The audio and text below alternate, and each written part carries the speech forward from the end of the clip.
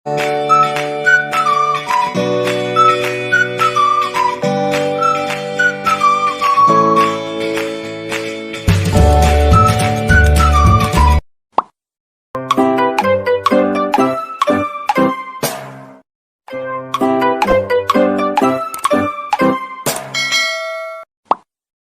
kesempatan kali ini, kami dari kelompok 8 akan menjelaskan materi diskusi kami mengenai positive accounting theory. Apa sih yang dimaksud dengan positive accounting theory? Positive accounting theory adalah cabang penelitian akuntansi yang berusaha untuk menjelaskan dan memprediksi praktik akuntansi. Berikut ini adalah kekuatan yang dimiliki oleh positive theory dibandingkan dengan normative theory, yaitu yang pertama, teori positif diperlukan sebelum teori normatif dikembangkan untuk memahami kejadian di dunia nyata. Yang kedua, teori normatif tidak didasarkan pada observasi-observasi atau metode-metode yang teridentifikasi dan empiris. Dan yang ketiga, teori normatif tidak menghasilkan pernyataan yang dapat diuji secara empiris. Fungsi tujuannya tidak lepas dari preferensi subjektif. Tujuan 4 yang pertama, menjelaskan dan memprediksi praktik akuntansi, bukannya menyajikan panduan atau petunjuk atau arahan. Yang kedua, memastikan bahwa tidak satupun tujuan lebih superior daripada tujuan-tujuan lain. Yang ketiga, menilai praktik yang ada saat ini dengan cara sistematis.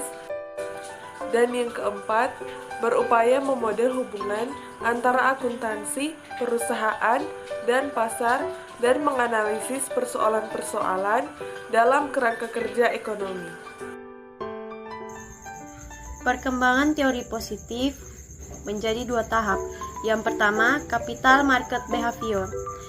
Meneliti hubungan antara pengumuman data akuntansi dan reaksi harga saham, dan teori-teori yang digunakan adalah efficient market hypothesis dan capital asset pricing model. Yang kedua, explain and predict praktik akuntansi. Teori ex post yang menjelaskan apakah perusahaan membuat pilihan-pilihan akuntansi tertentu untuk tujuan-tujuan opportunities. Misal pemindahan kekayaan dari pemegang klaim atas perusahaan kepada manajer. Teori ex ante yang mengasumsikan perusahaan memilih praktik-praktik akuntansi untuk tujuan-tujuan efisiensi. Kedua fokus ini tidak mutually eksklusif. Teori yang digunakan didasarkan pada property rights contracting literatur. Accounting Theory Discretion. Yang pertama, Contracting Theory. Teori ini mencirikan perusahaan sebagai hubungan atau nexus legal, yaitu berupa hubungan-hubungan kontraktual di antara penyedia dan pengguna faktor-faktor produksi. Keberadaan perusahaan didasarkan pada pengurangan biaya transaksi.